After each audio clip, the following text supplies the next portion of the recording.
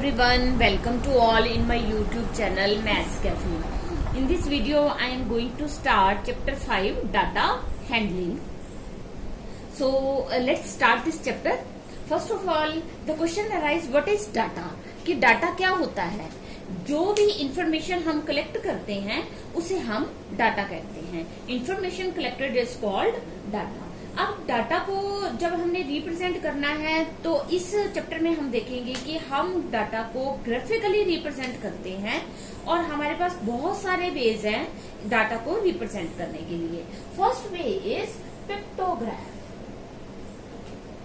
Pictograph pictograph क्या होता है? Pictorial representation of data using symbols. जब हम पिक्चर्स का यूज करके या सिंबल्स का यूज करके अपने डाटा को रिप्रेजेंट करते हैं तो उसे हम कहते हैं पिक्टोग्राफ. सपोज हमने ये देखा कि हमारी एक कार की कंपनी है जो कि कुछ मंथ्स में कितने कार्स की सेल करती है. अब इसे हमने अपने इस डाटा को हमने पिक्टोग्राफ से रिप्रेजेंट करना है. सपोज मैं यहाँ मंथ्स लिखती हूँ. ये है मेरे पास मंथ्स. मैंने मंथ्स लिया जनवरी, फरवरी, मार्च, अप्रैल एंड मई. ये मैंने 5 मंथ्स का डाटा लिया कि 5 मंथ्स में कंटिन्यूअसली 5 मंथ्स में हमारी जो कार की सेल्स है वो कितनी होती है. राइट. अब इसमें हम देखते हैं कि मान लो हम कहते हैं जनवरी में जो हमारी कार सेल हुई है वो 250 हुई है.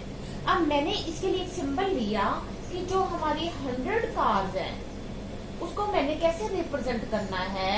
एक रेक्टेंगल से रिप्रेजेंट करना है. राइट. 100 कार्स को मैंने रिप्रेजेंट किया एक रेक्टेंगल से. अब जनवरी में हमारी कितनी कार सेल हुई? अगर मैं ये सिंबल बनाती हूँ तो इसका मतलब क्या होगा? 1 2 3. देखिए मैंने ऐसे बना दिए 3 जो रेक्टेंगल्स बना दिए यानी 3 बॉक्सेस बना दिए. तो इससे आपको पता चल जाएगा कि जनवरी में जो हमारी कार सेल्स हुई है वो कितनी हुई है. एक हमारा बॉक्स 100 कार्स के इक्वल है तो हमारे 3 बॉक्सेस कितने हुए? 300 कार्स. राइट. 300 कार्स की सेल हुई है जनवरी मंथ. अब फेब में क्या हुआ? फेब में मैंने बनाया ऐसे. तो फेब में हमारी कितनी कार सेल हुई? देखने से आपको पता चल जाएगा 100 ये 200 कार्स. मार्च में जो सेल हुई है वो देखो कितनी हुई है. ये एक ऐसे, ये ऐसे और एक ये मैंने ऐसे बनाया. हाफ है ये. तो क्या लगा ये 100 कार्स. एक बॉक्स किसके इक्विवेलेंट है? 100 कार्स के. तो 100 कार्स यहाँ पे है. 100 प्लस 100 200 और ये हाफ है. मीन्स कितनी कार्स हो गई? 50. तो ये हमारी मार्च में जो सेल हुई है वो कितनी हुई है? 250 कार्स. राइट. अप्रैल में है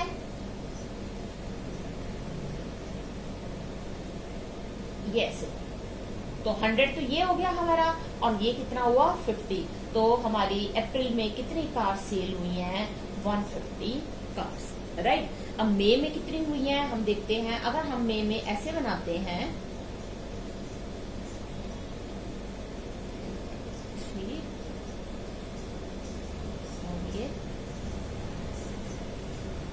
तो ये हुई 100 200 300 और 400. राइट. अगर आपके पास ये डाटा है, आपने इसकी पिक्टोरियल रिप्रेजेंटेशन करनी है, उसका पिक्टोग्राफ बनाना है, तो हमें क्या करना पड़ेगा? हमें एक स्टैंडर्ड जो है वो नोटेशन देनी है जो कि जैसे हमने दी 100 कार्स इक्वलेंट टू 1 बॉक्स यानी 1 रेक्टेंगल. आप कुछ भी दे सकते हैं, कार की फोटो भी बना सकते हैं, कुछ भी बना सकते हैं. राइट. और हमने ये 5 कॉन्जिक्यूटिव मंथ्स में कार्स की सेल को हमने रिप्रेजेंट किया. इसके बाद आगे हमारे पास ये भी क्वेश्चन हो सकता है कि कौन से मंथ में मैक्सिमम सेल हुई है. राइट. कार्स की सेल जो है कौन से मंथ में मैक्सिमम है. यहाँ इस पिक्चर्स को देखो, इस पिक्टोग्राफ को देखने से ही पता चल जाता है कि कौन से मंथ में हमारी मैक्सिमम सेल है.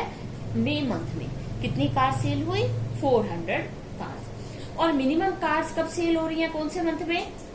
हमारी अप्रैल मंथ में 150 कार्स। ये भी पूछ सकते हैं what is the difference between the car sales in the month of May and April, यानी मैक्सिमम जिस टाइम पे कार सेल हुई है और मिनिमम जिस मंथ में कार सेल हुई है, उन दोनों का सेल्स का डिफरेंस। तो कितना डिफरेंस आप शो करेंगे, 400 माइनस 150 इज इक्वल टू 250। ये एक पिक्टोग्राफ को रीड करना और उसके बाद आगे जो है उससे रिलेटेड क्वेश्चंस जो हैं वो किस टाइप के आते हैं ये मैंने आपको बताया।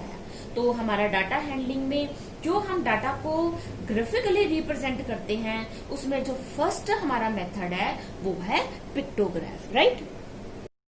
हमारा जो सेकंड जो हमारा वे है रिप्रेजेंट करने का अपने डाटा को वो है बार ग्राफ, कि बार ग्राफ के थ्रू हम अपना डाटा कैसे रिप्रेजेंट करते हैं। देखिए ये एक बार ग्राफ बना हुआ है, पहले हम इसे रीड करना देखते हैं कि कैसे हमने इसे रीड करना है। देखिए नीचे क्या दिए हुए हैं, एकेडमिक ईयर्स है ये 2003, 4, 4, 5, 5, 6, 6, 7 का सेशन, 7, 8 का सेशन, राइट। यहाँ है number of students in class 8 कि 8th क्लास में कितने नंबर ऑफ स्टूडेंट्स हैं। अब ये है 2003, 4 में 8th क्लास में कितने स्टूडेंट्स हैं। तो आप ये देखिए कि ये हमारा जो बॉक्स है ये कहाँ तक ऊपर जा रहा है, 100 तक। इट मीन्स इस पर्टिकुलर सेशन में, इस पर्टिकुलर सत्र में हमारे पास नंबर ऑफ स्टूडेंट्स थे 100। कौन सी क्लास में, 8th क्लास में, राइट। नेक्स्ट देखते हैं 2004-5 में कितने स्टूडेंट्स हैं। अब ये हमारा जो बार है, ये बार कहाँ तक, इसकी मैक्सिमम हाइट कहाँ तक है, 200 तक। तो 2004-5 में हमारे पास 200 स्टूडेंट्स थे। नेक्स्ट देखते हैं 2005-6 में कितने स्टूडेंट्स थे।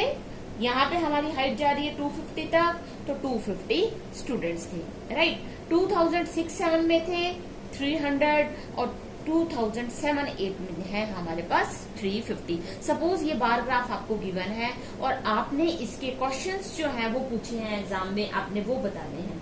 क्वेश्चन आपका इस तरह से हो सकता है, in which year the number of students maximum, कौन से ईयर में नंबर ऑफ स्टूडेंट्स मैक्सिमम है इन क्लास 8। तो आपको देखने से पता चला कौन सा बार सबसे लंबा है, 350 वाला, सबसे ज्यादा हाइट इसकी है। इट मीन्स 2007-8 में हम कहेंगे कि number of students were maximum. In the year 2007-8 the number of students were maximum in class 8, right. अगला क्वेश्चन पूछ सकता है, in which year the number of students minimum, minimum किस में है, कौन सा बार सबसे छोटा है, दिस वन। कौन सा सेशन है ये, 2003-4। तो हम कहेंगे इन ईयर या इन session 2003-4 number of students in class 8 is minimum and that is 100, ठीक है।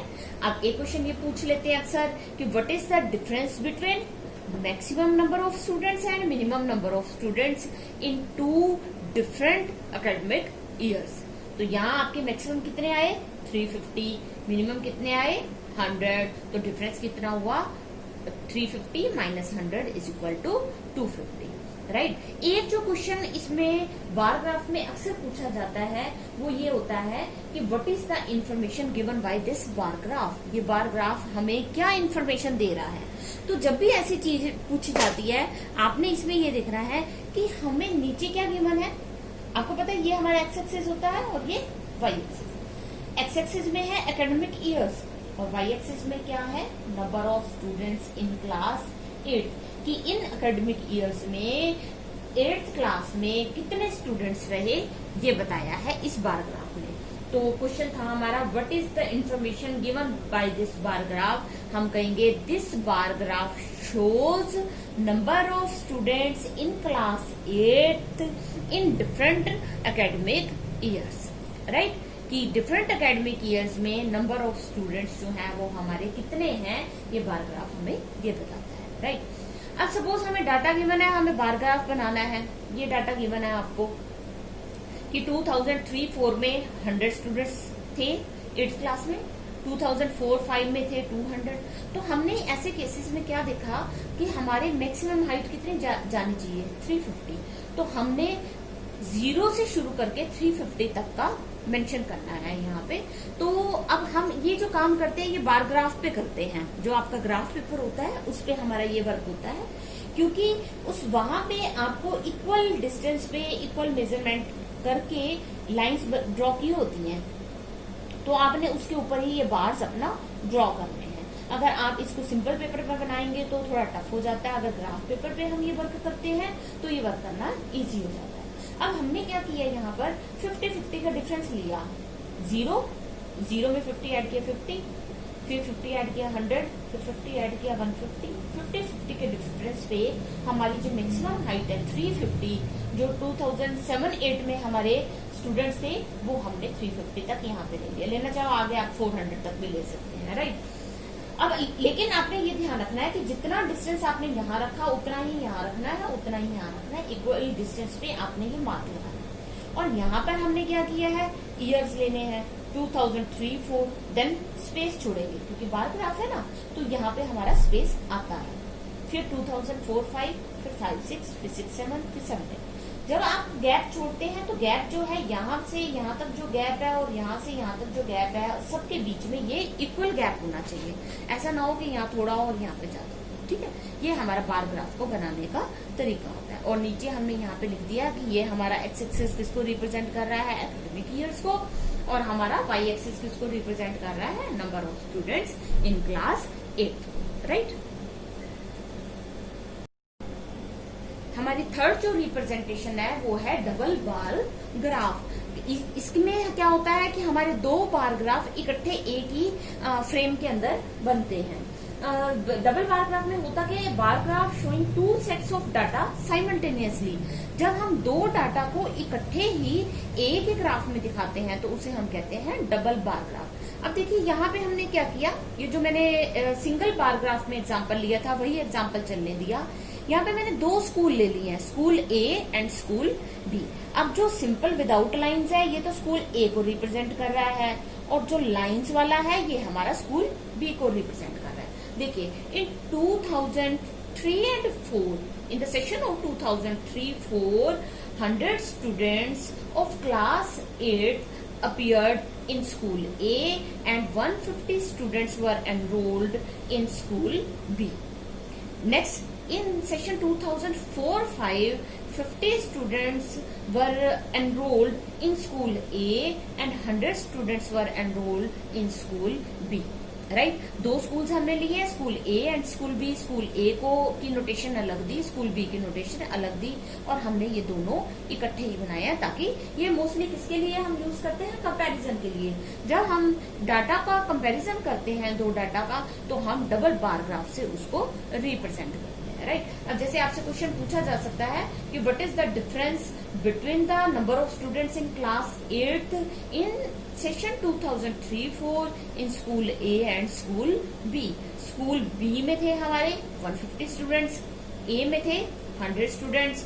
2003-4 में तो डिफरेंस कितना हुआ, 50 स्टूडेंट्स का। तो 50 स्टूडेंट्स जो हैं वो स्कूल बी में स्कूल ए के कंपैरिजन में ज्यादा थे, राइट। तो ये हमारा जो था डबल बार ग्राफ था कि डबल बार ग्राफ आपने कैसे। अच्छा, इसमें भी एक चीज और ध्यान रखनी है आपने कि यहाँ जो आप डिफरेंस लेंगे वो सेम लेंगे, और ये जो बार की विड्थ होगी, विड्थ ऑफ द बार, ये भी दोनों में सेम रहेगी, स्कूल ए स्कूल बी के लिए, स्कूल ए स्कूल बी के लिए, स्कूल ए स्कूल बी के लिए, राइट। तो ये आपका डबल बार ग्राफ का कंसेप्ट कंप्लीट होता है, राइट। हमारा जो नेक्स्ट इसमें टॉपिक आता है वो आता है सर्कल ग्राफ और pie chart, right. Circle graph क्या होता है, a circle graph shows the relationship between a whole to its parts.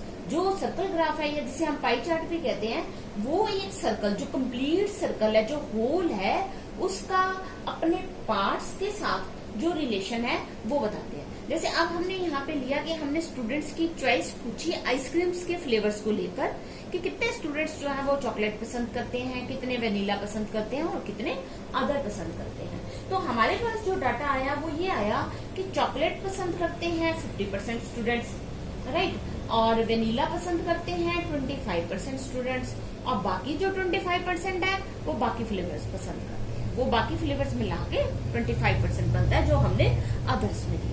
अब जब भी हमने पाई चार्ट बनाना है तो हम सबसे पहले ये हमारे 4 कॉलम रहेंगे, राइट। एक कॉलम तो हमारी ये परसेंटेज का है। अब परसेंटेज से हम क्या करेंगे, इसे फ्रैक्शन में लेके आएंगे। When we convert any percentage to fraction we divide it by 100, 50 by 100, right. 50 by 100 कितना हुआ हमारा 1/2। Next 25% means 25 by 100 is equal to 1/4। Again others में 25% means 25 by 100 is equal to 1/4। अब ये तो हमें पता चल गया कि जितने स्टूडेंट्स का हमने डाटा लिया उसमें से हाफ तो पसंद करते हैं चॉकलेट को, 1/4 पसंद करते हैं वेनिला को और अदर्स पसंद करते हैं 1/4 को। लेकिन जब हम इसका पाई चार्ट बनाएंगे तो बनाते हुए हमें यहाँ पे जो सेंटर पे एंगल है, कंप्लीट एंगल होता है 360 डिग्री का, लेकिन जब हम इसे इस होल को पार्ट्स में डिवाइड करेंगे, मीन्स ये हमारा सर्कल किस में डिवाइड हो जाएगा, सेक्टर्स में। तो सेक्टर का जो सेंटर पे एंगल बनेगा वो कितना बनेगा वो हमने देखना है। कंप्लीट एंगल जो हमारा यहाँ पर है, ये कंप्लीट एंगल ये है हमारा 360 डिग्री का। तो ये जो हमारा फ्रैक्शन आया 1/2 ऑफ 360 डिग्री, 360 डिग्री का हाफ कितना हुआ 180 डिग्री, 1/4 इंटू 360 डिग्री कितना आया 90 डिग्री। अगेन 1/4 इंटू 360 डिग्री कितना आया 90 डिग्री, राइट। इसका मतलब चॉकलेट जो है वो 180 डिग्री, जो सेंटर पे हमारा एंगल बन रहा है 180 डिग्री पे, ये तो इतने हमारे जो स्टूडेंट्स हैं, इतना जो हमारा पार्ट है इस पूरे का, इस होल का, वो क्या लाइक करते हैं चॉकलेट, राइट। क्योंकि ये वाला एंगल कितना है 1। अब 180 हमारे यहाँ कवर हो गया, ये नीचे 180 बचा, इसमें से हमें 90 करना है और 90 का एंगल आपको पता है कि ऐसे होता है बिल्कुल स्ट्रेट, 90 डिग्री हो गया। तो ये हमारी कौन सी चॉइस के स्टूडेंट्स आ गए यहाँ पे, वेनिला के, और ये कौन से आ गए हमारे अदर्स, राइट। ये कंसेप्ट क्लियर हो गया आपको कि हमने पाई चार्ट को फ्रेम कैसे करना है। पाई चार्ट एक्चुअली है क्या, इस सर्कल का, इसको हम सर्कल के से रिप्रेजेंट करते हैं, और ये होता क्या है, होल का पार्ट के साथ जो रिलेशनशिप है। ये हमारा होल था, हमने इसको पार्ट्स में कन्वर्ट किया, उसके एंगल्स फाइंड आउट किए और ये हमने पाई चार्ट फ्रेम कर दिया, राइट। तो एक हमारी ये सर्कल ग्राफ या पाई चार्ट से हम अपने डाटा की रिप्रेजेंटेशन करते हैं। इसमें हमारा नेक्स्ट टॉपिक आता है, वो आता है प्रोबेबिलिटी का, कि प्रोबेबिलिटी क्या होती है। देखिए अक्सर हम बात करते हैं तो हम ये कहते हैं कि ये जो स्टूडेंट है ना, या तो ये पास होगा या फेल होगा। मीन्स 2 ही केसेस हो सकते हैं, या तो स्टूडेंट पास होगा या स्टूडेंट फेल होगा। तो ये जो हमारी संभावना है, ये संभावना क्या हो जाती है, इक्वल हो जाती है। यानी हमारी जो टोटल प्रोबेबिलिटी है वो है 1। किसी इवेंट के हैपनिंग की प्रोबेबिलिटी कितनी है 1 है, मीन्स टोटल प्रोबेबिलिटी क्या है 1 है। जैसे सपोज हम कहते हैं सन राइजेज इन ईस्ट, इसकी प्रोबेबिलिटी ऐसे रिप्रेजेंट करते हैं P से, इसकी प्रोबेबिलिटी क्या होगी 1 इन ईस्ट, कि सन जो है वो ईस्ट से जो है वो राइज होता है, तो इसकी प्रोबेबिलिटी क्या है 1 है, क्योंकि इसमें कोई डाउट ही नहीं है। एक ऐसी इवेंट जो कभी पॉसिबल हो ही नहीं सकता, उसकी प्रोबेबिलिटी क्या होती है 0। जैसे मान लो मैं कहती हूँ number of boys in girls school, कि गर्ल्स स्कूल में नंबर ऑफ बॉयज कितने होंगे 0 होंगे, कोई होगा ही नहीं, तो उसकी प्रोबेबिलिटी क्या होगी 0। तो हमारी मिनिमम प्रोबेबिलिटी 0 है, मैक्सिमम प्रोबेबिलिटी 1 है, और इनके बीच में ही प्रोबेबिलिटी हमेशा लाई करती है। जैसे हम कहते हैं प्रोबेबिलिटी कि इफ इट रेन्स और नॉट, बारिश होगी या नहीं होगी, तो 50% चांस है बारिश होने के और 50% चांस है बारिश ना होने की, तो प्रोबेबिलिटी कितनी होगी 1/2, राइट। और हम देखते हैं प्रोबेबिलिटी, सपोज हमने एक कॉइन को उछाला है, कॉइन को हमने थ्रो किया, तो प्रोबेबिलिटी क्या आएगी, या तो हेड होगा या टेल होगा, 2 पॉसिबिलिटीज है, और दोनों की प्रोबेबिलिटी क्या है, प्रोबेबिलिटी हेड की कितनी है 1/2 और प्रोबेबिलिटी टेल की भी कितनी है 1/2, और तो कोई पॉसिबिलिटी नहीं है, जब हम कॉइन को हम ऊपर फेंकते हैं तो दो ही केसेस हो सकते हैं, या तो हमें हेड नजर आएगा नीचे आके या फिर हमें टेल दिखेगा, और कोई पॉसिबिलिटी नहीं है। तो इसकी भी हाफ है, इसकी भी हाफ है। अगर हम इन दोनों की प्रोबेबिलिटीज को ऐड करें, 1/2 प्लस 1/2 इज इक्वल टू कितना हो गया 1, और मैंने पहले ही कहा था कि टोटल प्रोबेबिलिटी कितनी होती है 1, राइट। अब प्रोबेबिलिटी का जो फॉर्मूला है वो क्या है, प्रोबेबिलिटी, तो इसका फॉर्मूला था number of favourable outcomes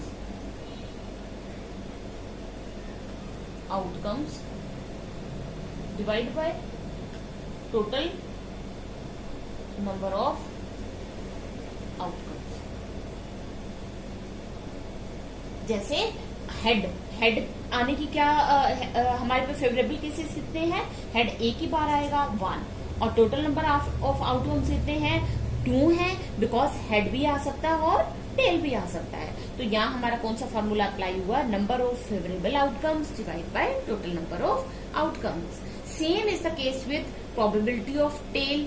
favourable क्या हुआ कि टेल आएगा, और टोटल क्या हुआ है कि हेड और टेल दोनों आ सकते हैं। तो टोटल नंबर ऑफ आउटकम्स हमारे पास 2 हैं और फेवरेबल आउटकम्स हमारे पास कितना है 1। तो प्रोबेबिलिटी टेल की कितनी हुई 1/2, और टोटल प्रोबेबिलिटी कितनी हुई हमारे पास, अभी हमने किया 1/2 plus 1/2 is equal to 1, right. तो ये हमारा प्रोबेबिलिटी का कंसेप्ट क्लियर होता है। So if you like my video please subscribe my channel, press on like button and turn on notification bell. Thanks for watching.